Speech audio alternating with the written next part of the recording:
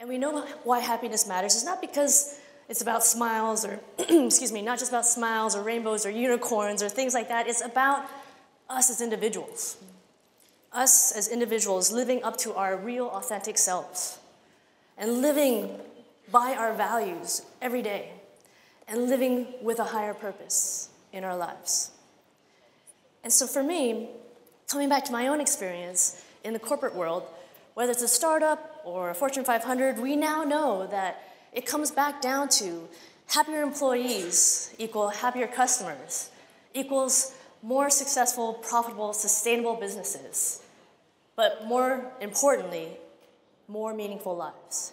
And that equation, of course, is analogous to what happens in governments. So happier governments, or the people behind government, equals happier citizens, equals happier cities, sustainable cities, and again, more importantly, meaningful lives.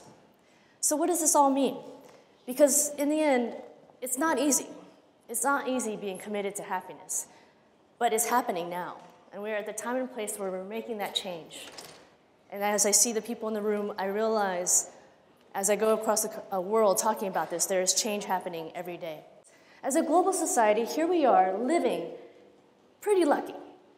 Advanced in technology, socioeconomically, all these things that have been sacrificed for us in the past, we now benefit from, yet we as a global society are still fundamentally unhappy. Why does this have to be the case? It's not a new concept at all.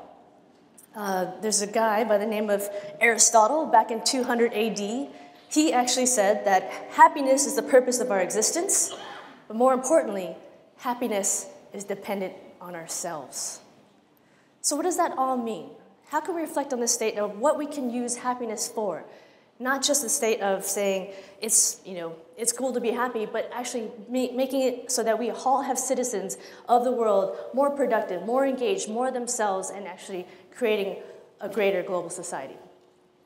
So of course, I wanted to bring up some real-world examples. If you look on the top right over there, we've got Renee. She just received her financial statement from Merrill Lynch. She had thought that if she should save for her retirement fund, she'd be a happy girl, but unfortunately this is not the case. We've got Stella on the bottom right hand. She's just unhappy because her mom won't upgrade her phone. But seriously though, I want to bring it to this question, to everyone in the room. What is your own personal goal in your life? And if you ask this question, what's interesting is that no matter who you ask and how you answer it, I want to have a healthy family, I want to buy a home, I want to have a successful career. If you ask yourself why enough times, it goes back to the same reason. I just want to be happy. Or I just want to make sure the people in my life that I love and care about are happy as well. But what's ironic is that when we talk about happiness, and I want to caveat, when we talk about happiness, I talk about the science of happiness, what Dan Gilbert talked about in positive psychology. So this is real raw data and research being done on focusing on what's right with us and how we can increase that happiness, not focusing so much on what's wrong with us.